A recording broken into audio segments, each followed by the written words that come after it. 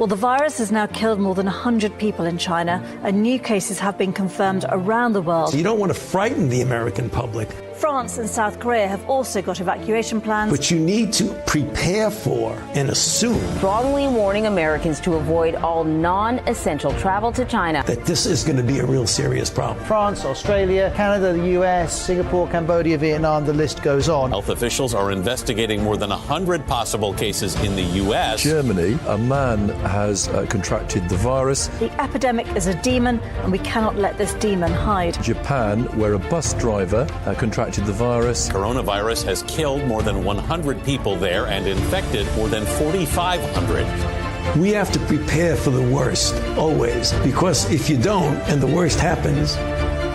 War Room Pandemic. Here's your host, Stephen K. Bannon. Live from the nation's capital, on Capitol Hill, right across from the Supreme Court, where I take it that we have one of the justices that is going to do her conference call from a hospital room today, which could lead to very interesting developments. It's Wednesday, the 6th of May, year of our Lord 2020. War Room Pandemic. Stephen K. Bannon, Jack Maxey, Jason Miller, Raheem Kassam. Episode 160. Am I got this correct? 161. Thank you. 161. Vish Burr, always on top of things. With over almost 7.3 million downloads. Show's on fire. I want to thank everybody. John Fredericks Radio Network, America's Voice, .news. The folks in Colorado that make this all happen. Now Dish Channel 219, Newsmax TV. You can watch later in the evening. G News and GTV put it in Mandarin so that the Chinese intelligence operation doesn't have to struggle through the English, but they can get to the Mandarin right away. So Wan Shan, President Xi, good evening. And of course, FM 99.1, 103.9 Chicago, and throughout the world on Nexus.org, IRRS.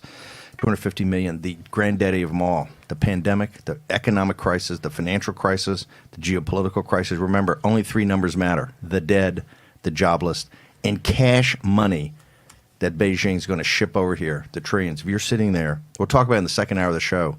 If you're sitting there waiting for your live Korean baseball this afternoon, all right, the Korean Baseball League, understand the dilemma you're in, okay? We're going to get to all that. We got Bill Gertz. We're going to try to get Bill Gertz and Jana Bianca.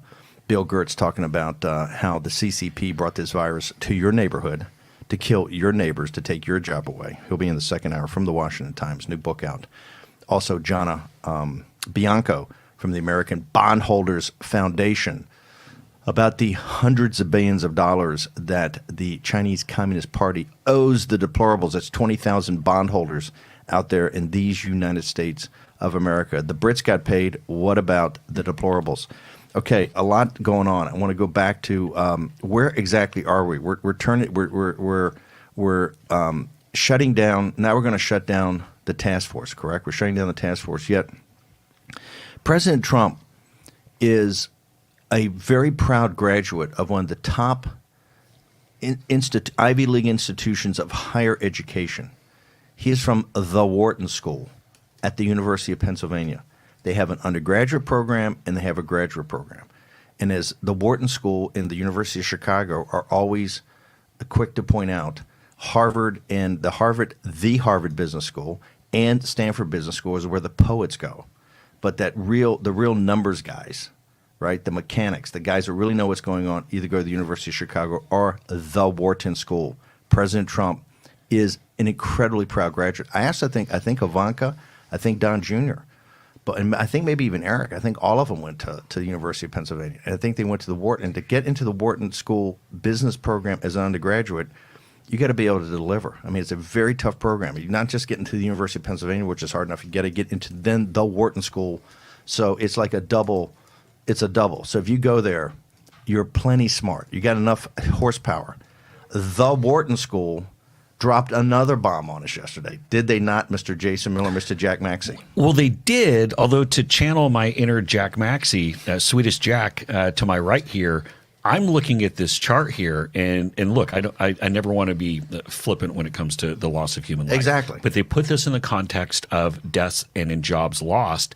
And you could see where people take a look at this 350,000 number and say, charge ahead. Let me explain why real quick. Hang over. I just want for 1 second. You've had this controversy over the last couple of days. And here, I think the Wharton School, you've had this Hassett saying, who's brought in as a volunteer, first head of CA, say, hey, they had this big expose of him over the weekend. He says, hey, I was doing an econometric model. So if my death count dropped, I'm doing an econometric model to kind of look at the economy. Other guys, we got FEMA, we got CDC, we got all these other guys dropping bombs, 3,000 dead a day. Some guy misinterpreted, I think at CNN, said 200,000 are going to be dead by the end of June.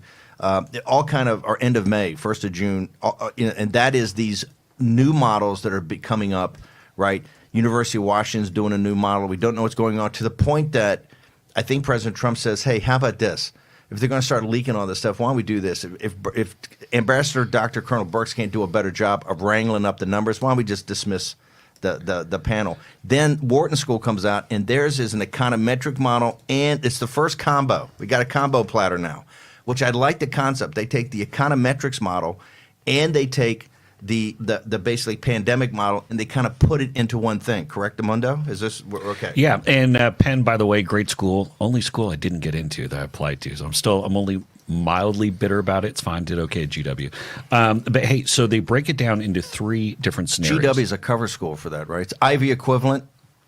It's my almost Penn school. Hold it, you're the first guy I know that go. Chuck Todd, everybody else I know goes there, never graduates. Oh, I graduated. I know you did, but I'm saying everybody else, they go there 3 years, get an internship, and never go back, never turn back. Oh no, it's a great starter school for a lot of people who just never finish. This is totally true. You come to GW for the city. You don't come for actual school. Okay, so they break this down here, and this is the first time, and it's kind of one of these. But the headline says Wharton School says 300,000 dead. Yes. Well, put that to the side for a minute. So it's a false headline, fake news. It's a clickbait headline, is what that is. So they have 3 scenarios here: continue stay-at-home orders, partially reopening, all states fully reopen. Okay, so under scenario 1, we continue stay at home. 117,000 deaths by the end of June, which still that's a little bit of a shocking number. That's what are you still talking a about? shocking, shocking number. It's a shocking number. But 18.6 million jobs lost. We know actually that's even a low ball, since the ADP is saying it's at like 20.2 just in April. But hang on for a second. But that's the good. 18 million jobs lost, not an increment. We got 30 million, and tomorrow we're going to add another. I don't know, Jack. What are you telling me? 2, 3, or something like that. We're going to get to 35 or 40, some guys say 35 or 40 by the end of May. So when the model tells me 18 million, we've made back, by the partial reopen, we've carved back 12 million jobs? Yes. But hold on. But then scenario 2, where they say partially reopening, 162,000 additional deaths, which is a massive number, 14 million jobs lost. So you've cut it in half. Well, although from their scenario 1, from the continue stay at home, 18.6, partially reopening, kind of the, you could argue the worst of both worlds, is we're going to get to over whether or not the 30 days to smash the curve worked and did what it needed to at 14 million. But scenario 3, this is where, again, I want to get to our man Captain Jack here and hand it over to him. Scenario 3, all states fully reopen. And this is the key here. 350,000 deaths, which should floor everybody when you talk about the enormity of the loss of human life. But the next line, and this is where the debate starts, only 500,000 jobs lost. So the continuing stay at home, 18.6 million jobs lost. Scenario 3, where all states fully reopen, only 500,000 jobs lost. Now, because they've combined these models, this is the first time where we're saying, this is what we've been asking for. I don't know about the accuracy of this model, but here's what I like. You're finally putting in perspective what the decisions have to be and what this has to be. This is what I love about this. I think Wharton's done. We're not opining to is it accurate or not. The construct is a good construct of how to think about things. What actual one of the things that I think about it is everybody has been avoiding trying to calculate the value of human life in this thing. But let's be real. We have calculated it's $5 trillion and it's 20 million unemployed. So I think that one of the things that I've been saying all along, and I find it quite sad and really a comment on our modern culture, this nihilistic kind of God is dead culture. As we said a few weeks ago, the only people who are going to declare this an act of God are going to be the insurance companies. And these deaths are caused by an act of God in many respects in my book. But the devastation of our economy, the devastation of human lives, the loss of a future, the loss of family businesses that may have been in the same family for generations, all of that was done by acts of men. And I think that there has to be some question about where we're going. And if you look now, the CDC has recently published estimated death rates for this year, and we are actually below what they estimated our excess death rates to be. So, because yes, you've taken everybody off the streets, so they're not shooting everybody, right? And people actually have better behavior. So you're not doing all these right. But I mean, you're not driving up your. We put it in comorbidities. context. You know, we've turned this virus into a wake up call for the world about the CCP. But let's remember, 50,000 people a year were dying from fentanyl overdoses for the last 5 years. And that was crushing the heartland. And I don't really remember anybody, except for maybe you and me, Steve, who were highlighting those issues. So I think that we have to realize that, and also I'm saying this with a lot of compassion, and somebody with parents who are 80 years old, but I spoke to them last night. And they are both sort of now kind of ashamed at this idea that the whole country is shutting down in theory to save them, right? You know, my dad says, look, every day I wake up is a good day for me, and every night I go to bed, I'm not necessarily expecting to wake up. I wanted to jump in real quick. So here's what I appreciate about the Penn model, and where I think they just want that little bit more information. I appreciate the fact that they're actually going saying, if you take policy action X, you're going to have Y result. So we're figuring out how we actually solve for certain variables, right? But they need to take it that two steps down. Number one, who is actually, when we talk about the deaths, who actually are they talking about here, both geographically and demographically? Yep.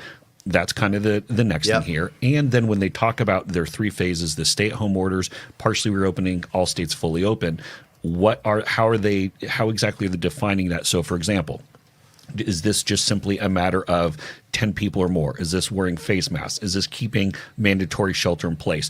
Just so we understand which of these metrics they think have the biggest. And remember, I asked this of Joe Norman when he was on. I said, how do you go and, how do you go and quality? And he said, look, at a certain point here, you're kind of getting lost in the weeds. Like if you're trying to define how much of an impact is the mask versus the stay at home, it's impossible to sort out. It looks like the Wharton guys tried to do some of that. I hate the other day. I said you can have three metrics and just focus on these three metrics: the dead, the jobless, and cash coming.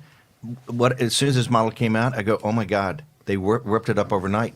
This gets you to the three. This gets you literally to the 3 points that you should be focused on: the dead, number of deaths, the trade-off with opening the economy of the jobless, right? And it gives you, in aggregate, you can then impute what CCP owes us for the carnage, right? Because and I think this is. I'm not saying this thing's correct, but if I was the White House in the alumni in the alum of the University of Pennsylvania, I'd get the president of Wharton on the phone and said, "Hey, I want that team down here today. Okay, this is what should have been happening. We said put your model out. This is what we're talking about, right? And you can make all kind of perturbations on this, but this gives you a framework of how to look at this. But we still don't know even what their assumptions are. I mean, part of the problems with this, and we're going to talk about this with the whistleblower later, is you've got people who are outside of their specific disciplines declaring that they are the expert on a certain subject. So even with these guys, I would like to see the metrics. Listen, we never claim expertise. We try to get the experts. We are in dilettantes here, but hang on for a second. Not dilettantes. What we try to do is get the top experts around to come in here and talk about it and make we try to their finest thoughts. True. You're a dilettante, but that's okay. I have a PhD in hot takes, just to be clear. Punditry. No, I got a pundit right here. Trying to train him. Always trying to train him to actually do work. I'm not a pundit. I'm an assassin. Okay. Yeah. You want to? No. You don't. Okay. I don't want to hear anything happen. Okay. You did. You and Nigel, and you were actually the assassin on Brussels, but that was, no offense, kind of junior varsity. Now you got CCP. You got EU flags on Capitol Hill. Show me. Yeah. I don't know if we're winning there. You used to have a French flag.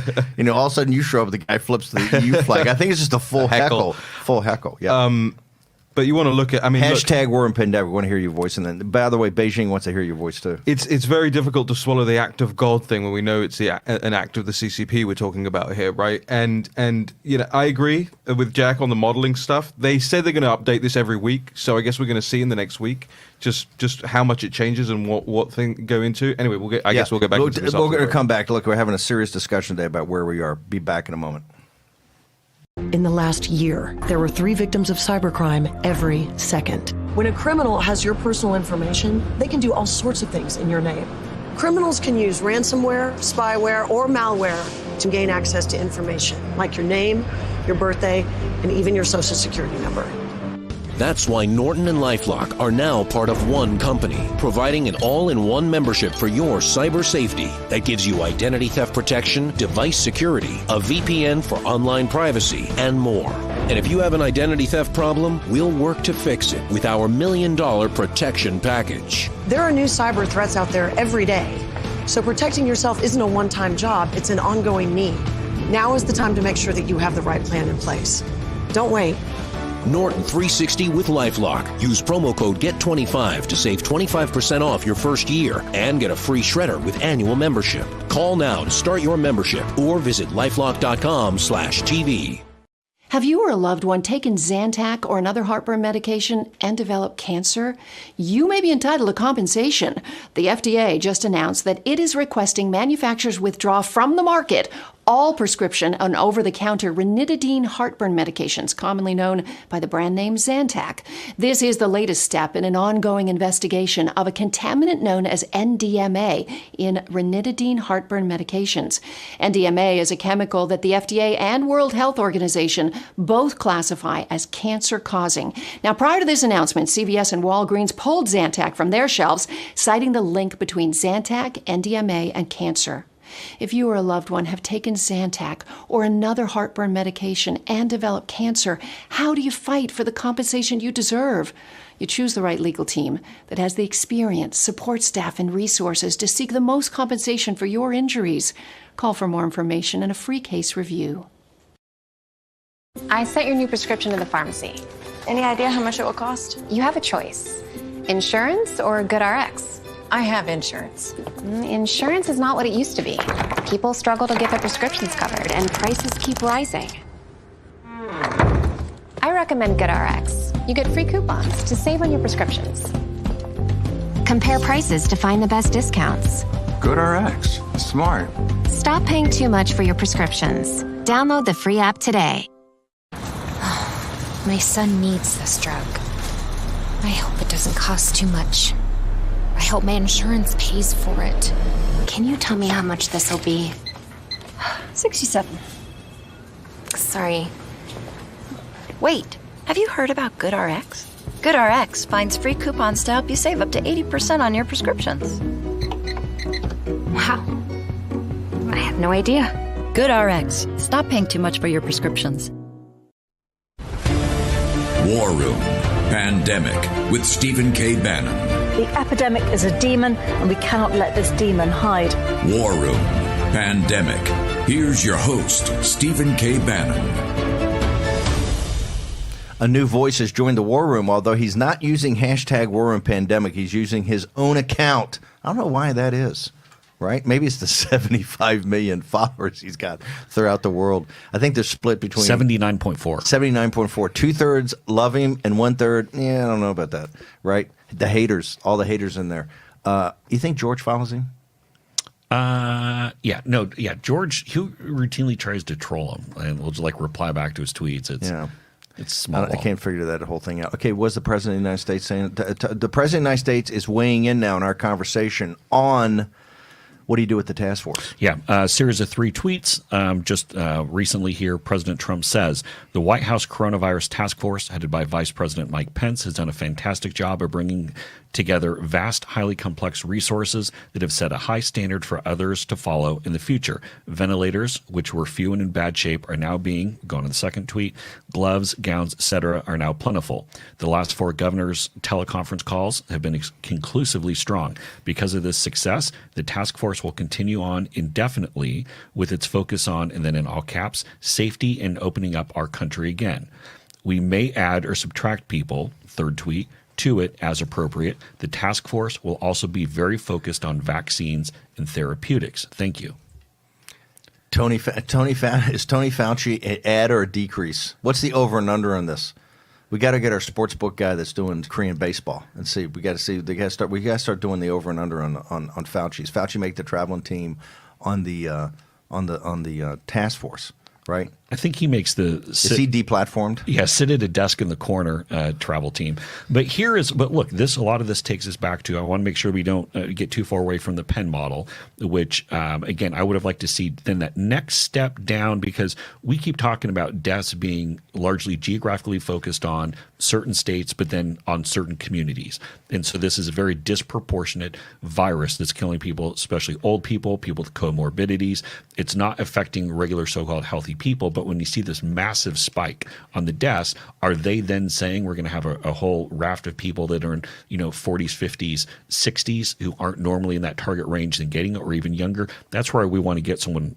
We want to talk to someone on here. But I want to take us back yesterday, just real quick, when we talked about 5 points as far as how we go success, defining recovery, make clear who really is at risk. Stronger federal role in working with states to reopen, split off the scientific and medical task force, make them responsible for their own numbers, and then make President Trump the face of a safe and successful economic reopening. They're moving towards several of those points. Yes. I'm glad he didn't completely disband the coronavirus. I agree. That would have, the TV ad writes itself. Even though it's short term, it doesn't go and largely impact things. The TV ad, I mean, look, my 11-year-old could write a devastating TV ad to run in the fall, but they need to be focused on the scientific and medical part, have the economic guys in a separate category where President Trump is the face of it. I think part of this came from the frustration, and I think this is a part of the frustration of, for instance, the leak of the number the other day, and it turns out that either FEMA, CDC, or whoever just kind of lifted it off of the Bloomberg School of Global Public Health at Johns Hopkins. The professor up there said, "Hey, I just put it up as an analysis. Next thing I know, I see it in a slide." Right? But that leak was a strategic leak. That in not informing the president about the University of Washington what was happening, and I'm sure that's where the frustration came from. No, you shouldn't shut down the task force. You've got an apparatus that's up and running. Reform it. Take guys off.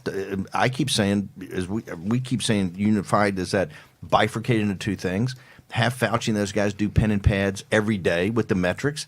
Don't need to do it at the White House. They do it over the EOB or do it at HHS, wherever they want to do it in Bethesda, right? Have the science guys that maybe that's what you do. Do it in Bethesda where NIH and all CDC and all these guys are.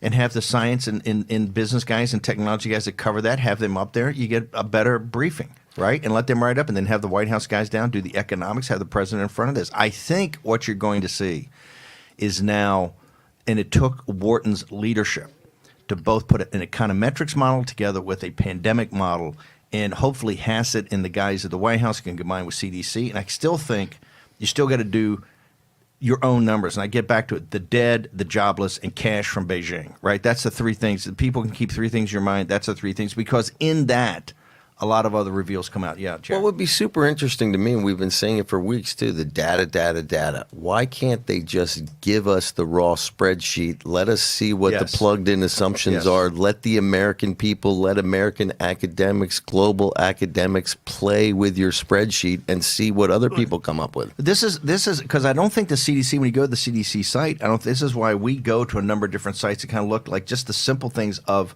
the official tally of the dead every day. And how's it calculated? Is it midnight to midnight? Is it Greenwich Mean Time? How do you do it? The White House as the aggregator should every day just put out, this is the metrics from the day before, right? And then just give you the raw data. Then you can plug it into your own. You can plug it into your own model with your own assumptions. Right, and this is our Excel spreadsheet, and you guys can mess around with it. Yeah, it is quite strange that we're how many months into this now, and we've still got different numbers every day coming out of Johns Hopkins, coming out of Google, coming out of Washington Post, all of these guys.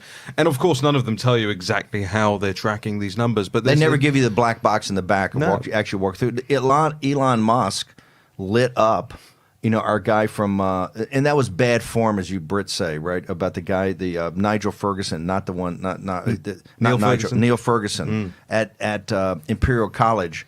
because he's slipping out with the girlfriend, right, who happens to be married. Don't even get into the whole morals of the Stats, who also got a picture in front of 10 Downing Street, right, doing her Green New Deal thing. Oh, right? Massive anti-Israel BDS campaigner, pro-Greenie. Avaz is the network she works for. Incredibly hard left organization. Oh, give me this now. This is Raheem Kassam. This is the assassin. This if you let me talk. Oh, so you can jump in. I keep giving you the thing. You're so used to. No, I like. Normally, you're too hungover in the first hour. You just kind of, nursing 9 cups of coffee, and then Raheem's ready for the China hour in hour 2. That's right. No, Antonia Stats is this woman. Give the audience what's happening here. To give them some background of what's happening and how Ferguson was so big at the beginning of this. People will hopefully remember Neil Ferguson, who was right at the beginning of this, at least in the West, one of the key proponents of a hard lockdown. Not this the anti-herd immunity guy at the beginning when the British government, the Imperial College guy, who was one of the first guys out with the model, and they had the model, and it showed vast numbers of dead if no action was taken, and there was a lot of consternation about that. I happen to believe that the Imperial model was more correct than the other approach was back at the time. But parking that to a side, it was found that Ferguson. But hang on, before that, people understand this, and these models are important because remember, we're only at the top of the second inning, folks. You got a long time to grind through this. These numbers and how policies made over that. Ferguson's model, they were going the Jack Maxey Ubermensch route. But not even in an organized manner. Right. At least the Swedes made a conscious decision. We're going to just do herd immunity and safe practices and devil catch the hindmost. The British, the Tories were just like too disorganized to even have a policy. So they were doing a herd immunity when all of a sudden the media got onto the fact that you had these models out there and you're going to have X amount of Brits dead, right? That's right. And Imperial College was the one that kind of forced the government back to the table to say, hey, actually, you're not necessarily going to get to herd immunity when we don't know about immunity with this thing. And it's months later and we still don't know about immunity with this thing, by the way. So Ferguson became the front face in the media, in the papers, everything about why there needed to be social distancing measures, why schools needed to close, all of the lockdown measures that we've lived through now for a month plus. But it transpired that Ferguson behind the scenes was having an affair with a married woman, which is, bad enough on the face of it.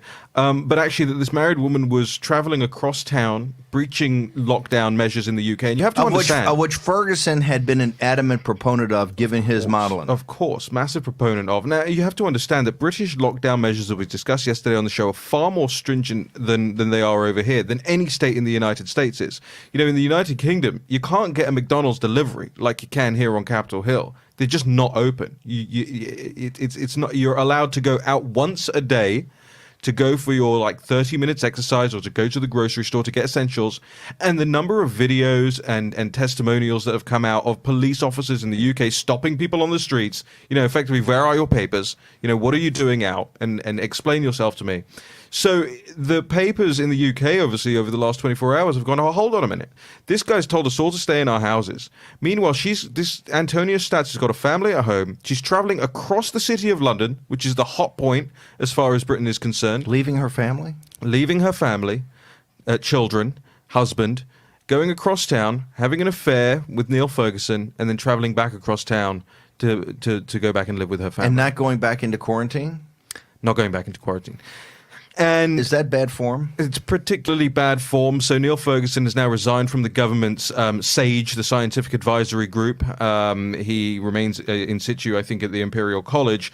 But there will be a lot of explaining to do, put it that way. Because not only is Antonia Stats a hard left activist. How hard left? Very, very, very. I mean, Avaz. Look it up for yourselves, guys. She's anti-Israel? AVAAZ. AVAAZ, as you guys say. She had that T-shirt on at 10 Downing. The photo, we gotta get the photo up on the site. She was standing in front of 10 Downing. I don't know how the security let her there, but anyone can go and deliver a petition to Downing Street. Actually, knock on the door. Yeah. You have to set it up in advance, but if you've got 10,000 signatures, you want to deliver it. That's right. They pat you down at the street. They pat you down. You go through security. Police officer greets you at Downing Street doors, poses with a picture for you, takes the petition, takes it in, and she's done that as part of this Avaz network. The Avaz network is very, very pro climate strike. It's Green New Deal on speed. but it's also a massive, massive BDS, boycott, divestment, and sanctions against Israel. If you go and look at and so what people are going to want to know. This is the Jeremy Corbyn, the combination of radical jihad and virulently anti. Without a vase, there would be no Jeremy Corbyn. Virulently anti-Semitic. So people are going to want to know, what did he tell her? How much did she know? Okay, we're going to take a short commercial break. We'll be back with the entire team going through the math this morning. We're not here to entertain you. We're here to inform you. Be back in a moment.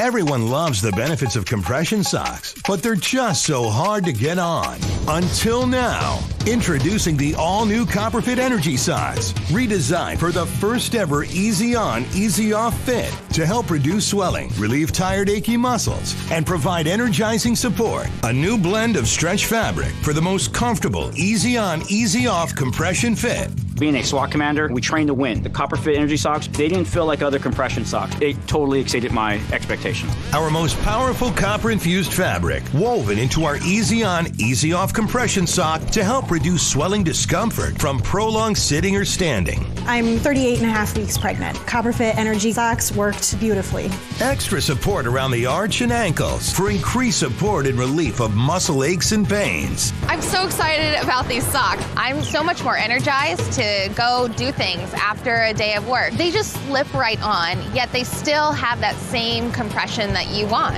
A soft cushion footbed for all-day comfort. I'm on my feet at least 9 to 10 hours a day. These were fantastic. A lot of compression socks are a little too thin, especially for what I do. With Copperfit, I could wear these every day. Feel more energized. Feel more active. Just feel better. They just hug your leg. It relieves all the pressure that you have. I have so much energy, I can go, hey, you want to dance? The first ever easy on, easy off compression sock.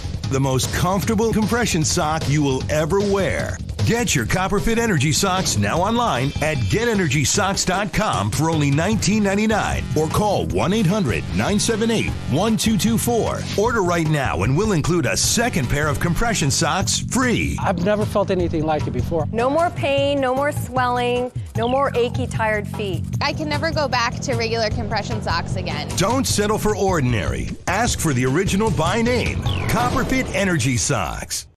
From roof to foundation, the damage to your home can be devastating, from clogged gutters, leaking roofs, rotting wood and fascia, and flooded basements. Protect your entire home with Leaf Filter, the nation's #1 rated gutter protection system. Once our ladders go up, you can put yours down forever. One of the things that I like the most is that I don't have to get back on the ladder anymore. Leaf Filter starts by cleaning, sealing, and realigning your gutters. We then install our micro mesh screen over your existing gutters, which is guaranteed to filter out everything except for water. Trying other products is what made us finally go to Leaf Filter. And Leaf Filter's lifetime transferable warranty makes it an extraordinary value. Leaf Filter is going to make my home more valuable, especially when I go to sell it. Call 833-LEAF-FILTER or go to getleaffilter.com for your free gutter inspection and estimate. Call or log on today and save 15%. War Room Pandemic with Stephen K. Bannon. The epidemic is a demon, and we cannot let this demon hide. War Room Pandemic. Here's your host, Stephen K. Bannon. Hashtag War Room Pandemic. Remember, Beijing read your tweets just as much as they listen to the show, because they're very concerned about a woke America. Okay, a woke America that understands that the reason that you're watching Korean baseball, not that this Korean baseball is fantastic for Korea, okay, but you shouldn't be watching. You should be watching Major League Baseball. You should be down at Nat Stadium. You should be at your Yankee Stadium, all over America's pastime, and getting ready for the National Football League summer camps and college football in the fall, which looks like, I don't know if we're going to get there or not. And this is the problem. That's all brought to you not by the governor of Michigan, governor of Virginia, governor of Ohio, governor of Florida, the mayor of the city of New York. That's brought to you by the Chinese Communist Party. Hashtag War Room Pandemic. Do we have any feedback from the audience today? Yeah, there's some great feedback here so far already. One account says Stephen K. Bannon is at an all-time high in interruption rate this morning, 13.2 interruptions per minute. And look, I love that feedback. We get it every day. Note to self. Here's the thing: if I didn't interrupt these guys, I'm a busy man. Okay, I want to get to the cut to the chase. This is why I interrupt. Guys, jump in here. I got another thing as well, just quickly as well. Jason in the first break said, why don't you throw up a poll on Twitter and see what people think of the Wharton reopening stuff. So I did, and we've had 2,000 votes already. Remember? Come on, and that's impossible. You put this up how many minutes ago? About 10 minutes ago. Wow. Hashtag war and pandemic. It's on your side. Power of Raheem. Raheem? Yeah, we've got it up on what's your hand? It's at Raheem Kassam, 180,000 followers, just saying. Okay, so the Wharton model, number one. How many of those are bots? 117,000. Number one, continued lockdown, 117,000 deaths and 18.6 million unemployed. Partial reopening, 162,000 deaths, 14 million unemployed. Full reopen, 350,000 deaths, 500K unemployed. Good. Okay, You laid it out perfectly. Give me the count and the amount. Well, I like when we play guessing games here. For continued lockdown. Hold on. For Raheem's, I'll go to the bottom. The total lockdown, and 365,000 is 60% of your vote. Still short. Still short. 70-30? 99. Full reopen, 99? 72% full reopen. Full reopen. 15% partial reopen, 11% continued lockdown. Okay, can some humans start to go to Raheem's site? It's all CCP bots. No. Worse, it's the Jack Maxey, it's all the Atlas Shrugged crowd. Well, hey, you know what? We are in a war, and people know what it takes to win a war. They don't want to defeat themselves. They want to get back to work. Max death. Okay. Listen, I like it. It's voice of the people. Vox Populi. How do you get to vote? Go to @Raheem Kassam on Twitter, so twitter.com/Raheem Kassam. It's also retweeted. Jack Dorsey hasn't pulled your Twitter account yet? He's tried many times. Every time he does it, I go on Tucker and light him up, and they have to reinstate me.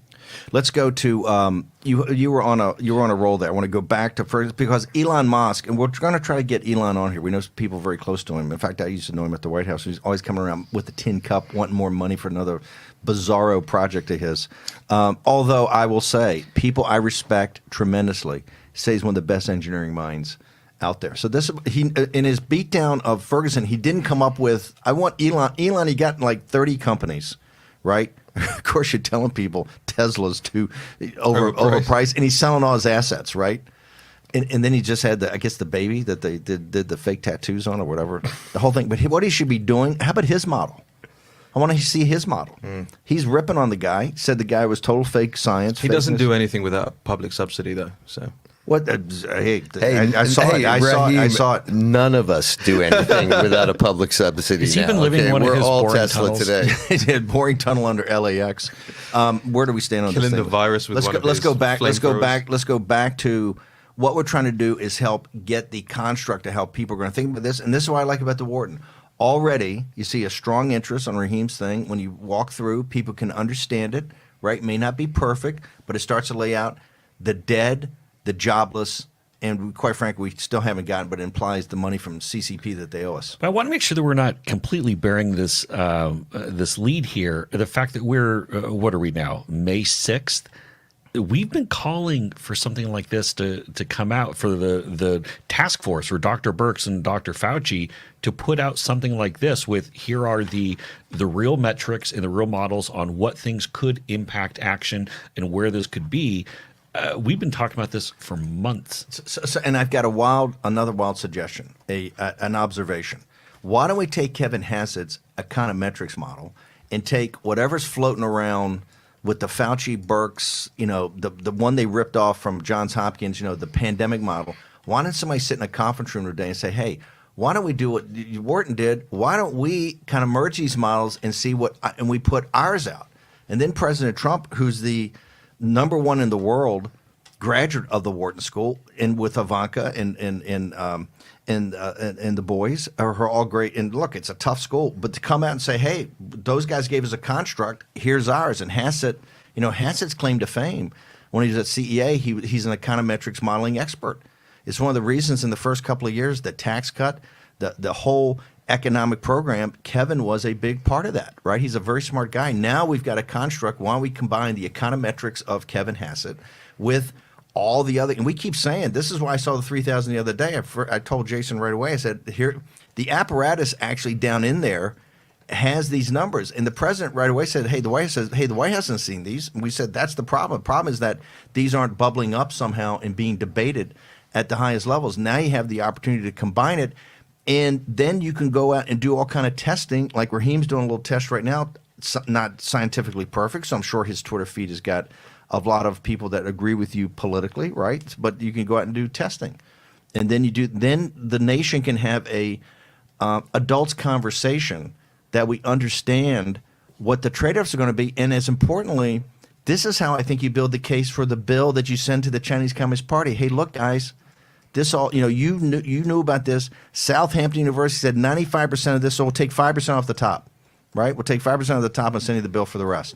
The tens of trillions of dollars, right, of the dead, the economic carnage, our balance sheet blowing up. Off of that, you can actually do an analysis of what they owe the citizens of the United States of America, right? This is why I think we start to get some. So we're going to try to get the Wharton guys on here. We're supposed to be so dialed in. Mans tells me we're so dialed in Pennsylvania. We're going to see how dialed in we are, but get the Wharton guys on here to at least walk through the construct. And I think the Wharton guys, the best thing they could do today is show the black box in back of it. Come up on there and put up all your assumptions and let everybody have at it and have a go at it and go from there. Another thing, when we talk about the Chinese, Steve, you brought it up last night, and it was an excellent point. There were treaty agreements concerning the reporting of SARS-like viruses that were created in 2005 by the World Health Organization, and China didn't meet those obligations. This is one thing we're going to do tomorrow as we go through it, but I think it's gotten missed, and I think it's because the media, Sanjay Gupta. Sanjay has not, and I'm a big fan of Sanjay's, but he's not brought up this very important fact that I'm going through yesterday and looking at all the carnage we've got from this thing. And I realized in our notes, one of the things, it's 2005, and why was this regulation put up? It wasn't the World Health Organization was the intermediary who did it. It was the nations of the world. It was the CDCs of the world that said, we cannot risk having the SARS thing, having the Chinese Communist Party lie to us. What they did in SARS-1 was lie to us, right? And so we set up a mechanism that would never happen again. This was 2005, this joint agreement. Not one of the mainstream media, I haven't seen it, and if they have done it, I want the staff, I want them to come to us on Media Matters to say, no, they've done it 30 times. They've done it 30 times, God bless, I want to see that. I haven't seen it. This thing is vitally important because they're in fact, the Wuhan lab, remember, was very controversial, not just their P2 lab, right? Their Chinese CDC lab, the Wuhan Institute of Virology, WIV, the P4 lab, right? The Chernobyl, the nuclear reactor, was so controversial. The French, one of the things we depended upon to even allow that to be constructed was that they were a signator to the 2005 World Health Organization that has no room for, and this was put as a straitjacket, not on the rest of the nations of the world, yes, to make sure that Ebola and things like that, but it's particularly made as a straitjacket for the Chinese Communist Party not to be able to lie. This is why Jack Maxey, the old China hand from Yale, right, the Clipper ships, pulls out on Boxing Day, hey, I saw on a blog, I think they got a SARS thing. Immediately in China, everybody locks up. And as we've done the further investigation and gotten to know some people and talk about it, what happened in that last week of December was a full everybody at general quarters, because as soon as you mention SARS, they're locked up. They understand how bad that can be and how uncontrollable it can be. They didn't even know it was SARS-2, right? The first time they had no idea. I mean, they knew it was a coronavirus, right? But they didn't know it was going to end up being, COVID-19. But they're bound by this 2005 agreement with no wiggle room. No wiggle room. And we'll dig into it deeper, but there's also a document of a meeting that occurred on the 22nd of January, an emergency meeting of the same group that is the governing body of this agreement from 2005. And they list like 8 action items that China has to begin doing immediately. And one of them was report every single positive case. We know they didn't do that. Oops. you're going to see, and the other thing we're looking at analysis of, and remember, Media Matters always says when we bring this stuff up, there's the cranks, they got a conspiracy theory. Okay, we're not conspiracy theory guys. That's what we want, full disclosure by we want the lab opened. We want the World Health Organization, CDC's, the NIH of Australia, everybody to go in and have this, and you have to do that. But it's quite obvious when you just look at the math that the outbreak in the United States is different than the rest of the world, right? We got a West Coast version, we got an East Coast version. Now you got the red states version. We've got to look at all that. That's another analysis we're going through and getting some top minds to look at this, because that's going to get to be another big issue tied to the openings. The key here is there's no doubt we have to get and open the economy, right? And you have to, in opening the economy, one of the central pieces of this, and this is what this huge fight in the Senate is right now, ongoing, is how do you make sure that the risk involved in that, the liabilities involved in that, are covered? How have you done it with a fiduciary responsibility of unlocking this, understanding what the risks are being, and mitigating those risks to the degrees possible, right? And so, next week, one thing I want us to give a headline. We only got a minute left here, folks. Thinking over the horizon. Next week is showtime back in Congress, because I think on Tuesday we got Fauci at the Senate, and then Thursday we got the whistleblower. We're going to have the whistleblower is going to be the equivalent of the guys in the impeachment thing, right? And I'm not disparaging his reputation. I did read the 67-page complaint last night, the whistleblower. I happen to think they said Jarrett's committee, I guess, has got one coming up. Methinks, and I'm just throwing this out here, I think we're going to see dozens of these whistleblower complaints now coming up, right? The apparatus is going to say, every bureaucrat that has toe stepped on is going to come out. And I'm not saying deep state. I'm saying just guys that didn't like the way guys were putting together working groups and task force and things like that. And his department reports on this. He got looked over. My feelings got hurt. That's my department. All of a sudden I've got, some guy making phone calls and getting stuff in. Yeah. No, I completely agree with you. And we're going to see more fabulists coming out of the woodwork. Okay, hashtag war and pandemic. You see, ladies and gentlemen, I tee it up for him. I give it to him. He just drops it back. Another cup of coffee, Raheem. Take yours. Audience, did I give him enough time to respond? Steal your coffee. We're returning back with Elliot Rabin, a shopkeeper from New York, in a moment. I'm Nick Bolton, and these days... Hey there. Hey there. It seems everybody has a pair of tactical sunglasses. Good morning. Morning. But what if you already wear glasses? Then you need these flip-up tack glasses. These new glasses fit right over your existing eyewear to give you all the benefits of our tack glasses while you comfortably wear your regular glasses. And watch this. When you don't need them, the lenses flip up and out of the way. Then snap right back into place when it gets bright again. Plus, like all tack glasses, flip-up tack glasses feature Bell & Howell light filtering technology that makes invisible objects suddenly become visible. But don't take my word for it. Check out what these people had to say. Take a look at the screen and tell me what you see. Nothing. Just blank. Nothing. There's nothing there. Absolutely nothing. Flip down those tack glasses and look again. Oh, wow. Oh my gosh. That's amazing. There was nothing, and then it just appears an American eagle. It's absolutely insane. Can you read that fine print on the bottom right there? Land of the free and home of the brave. God bless America. Whether you're on the trail or on the golf course, on the water, or on the slopes, with flip-up tack glasses, you'll always see clearly without any glare. There's just nothing like them on the market today. Here you go, buddy. Thanks, Nick. Act now to get your flip-up tack glasses for just $19.99, and we'll even ship them to you free. Only tack glasses feature the precision and quality of genuine Bell & Howell lenses, and they're backed by our lifetime guarantee. But wait, order today and you can get a second pair. Just pay a separate fee. You get it all, plus free shipping. Here's how to order. To get your flip-up tack glasses for only $19.99 with free shipping, call 1-800-284-4127. That's 1-800-284-4127, or visit us online at flipupglasses.com. That's 1-800-284-4127, or visit us at flipupglasses.com. Call or log on now. At Leaf Filter, we're on a never-ending journey to end gutter cleaning forever. Whoa! Way too dangerous, Bill. Say goodbye to that ladder. Way too clogged, Melissa. Those black gutters are causing serious damage to your home. Look at these cracks in your foundation. Leaf Filter, the nation's #1 rated gutter protection system, will keep you safe and protect your home. Leaf Filter's stainless micromesh screen fits over your existing gutters and is guaranteed to filter out everything except for water. No more leaves or debris in your gutters for the life of your home. Schedule your free gutter inspection and estimate, just like Paul. With Leaf Filter's lifetime warranty, we guarantee you'll never have to clean those nasty gutters again. Everybody okay with that?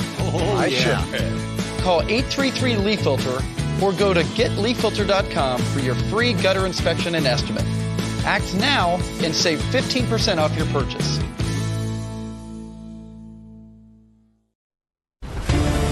War Room Pandemic with Stephen K. Bannon. The epidemic is a demon, and we cannot let this demon hide. War Room Pandemic. Here's your host, Stephen K. Bannon. Welcome back. We're live from Capitol Hill. And remember, hashtag War Room Pandemic. They're reading line by line what the American people say in Beijing, even as you speak online. Want the whole community to jump in here. Okay, we've been talking all morning about opening, about the math, about the dead, about the numbers of jobs lost, the economic carnage, but we want to talk to someone that's actually on the ground doing this. Elliot Rabin is the owner, proprietor of Peter Elliott, which is a very exclusive, very well-known, very famous men's and young man's store for men's clothing in New York City, up on 72nd and Lex. Very well-known throughout the city, making fantastic clothes for people who make things happen. He is someone who decided he is an essential worker, right, and opened up his shop last week. And the reason was it was essential that he make his mortgage payment. And he opened it up, and yesterday he was visited by law enforcement officials. So, Elliot, thank you very much for joining us today on War Room Pandemic. Pleasure to be here, sir. Your story was brought to us by many people who said you're an institution in the Upper East Side. And tell us about why did you decide to open, and what blowback have you gotten? Well, with 3 weeks, we're not in the shop. And I said, I need to go check my inventory. I need to go check. In the meantime, we had applied to every government agency for aid. I walked into my shop. It was obviously musty and a little bit smelly after 3 weeks. So I opened the door and I started vacuuming and cleaning and doing things. And that was the first time. Couple of clients came by, congratulations on, et cetera, et cetera. We think it's a good thing. Well, I said, well, I'm not really open, but I'm just cleaning. Well, may we buy something? Well, let's just jump a little bit forward. The police came around 2 o'clock that afternoon, two very, very, really fine officers. And we had a little bit of a conversation. They asked me, are you open? And I said, my door is open. They asked me again. I repeated it. My door is open. And were you selling? I said, well, let me answer you this way. If someone comes in to buy something, I'm not forcing them in. As you can see, every rule is posted. Every regulation is posted. We're giving away free masks. We're giving away gloves. And we're giving away Chevrolet Regal. Anyway, they were very nice. And that was the first visit of now. Yesterday, we had 4 offices. And the real reason that I opened was not so much my mortgage. Really, I'm in business over 40 years. And it was to save the soul of my business. And what does that mean? That means my employees. And in a small retail shop such as mine, the average employee has been with me 15 years, 10 years, one of which 35 years.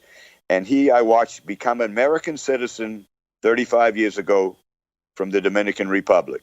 So this is to save the soul of my business. And I consider our business to be essential for emotional support. And who's to say that somebody doesn't need a pair of underwear or a pair of socks or a gift or a bar mitzvah or a confirmation? And this is what we do. So I feel that I'm not endangering anybody, and I would invite the governor and the mayor to come see how to do a soft, safe opening.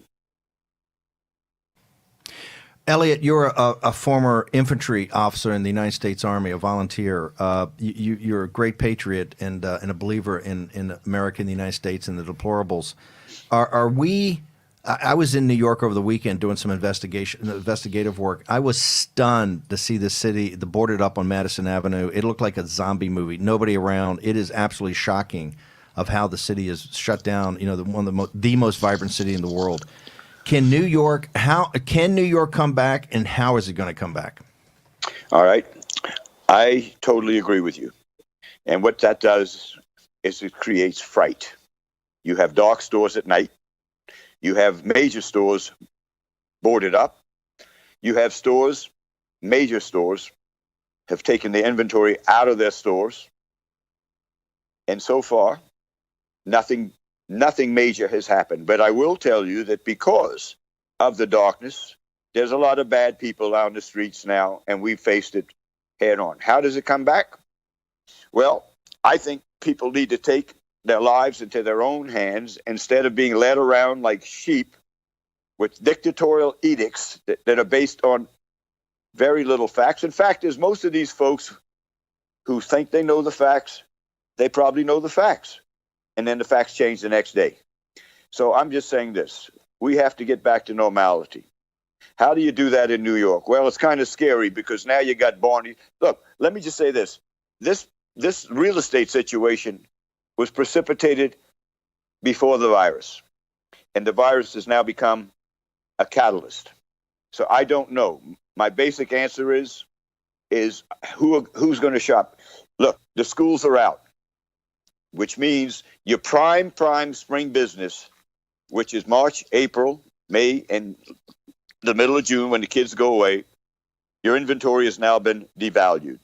We're just a little, we're a pimp. We're a little pimple on the tushy of an elephant.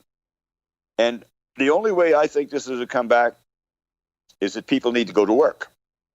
And people need to be rehired. And people need to get paid. Okay?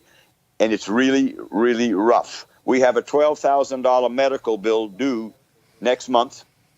And I don't know how we're going to be. So we went on GoFundMe. Okay? After applying to the city and the state and the government. And we've had nothing. We've had nothing but confirmations and no actions. So I don't know, Stephen, if this thing can come back like it was. The problem is you got Broadway is based on a tourist business. How's it going to come back? I don't know. I think in my situation, we can survive. We don't have customers. We have friends. Generations and generations of kids and their families and parents have been shopping with us. And 99% Manhattan and across this country, it humbled me. We got 2,000 emails, 190 phone calls, all of which were extremely supportive, locally, nationally, and internationally.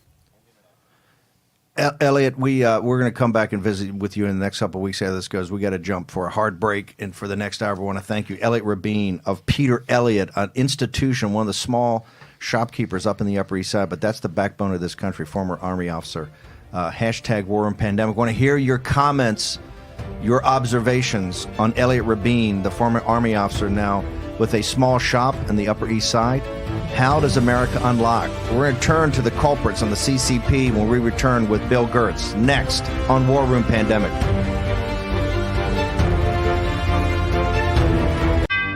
Brett Favre, legendary quarterback. Jerry Rice, legendary wide receiver. You ready for your weekly meeting? Yeah, we're ready. Let's do this. Let's stack the deck. When legends play, they wear Copperfit Advanced Back Pro. Copperfit's best-selling compression back support just got better with new double-band adjustable supports for customizable compression when you need it most. Since I put this on, I feel so much better. The core is the most important thing. To know that I'm stabilized here. Whatever I'm doing, I can give it 100%. 4 built-in stabilizing supports designed to improve posture and help reduce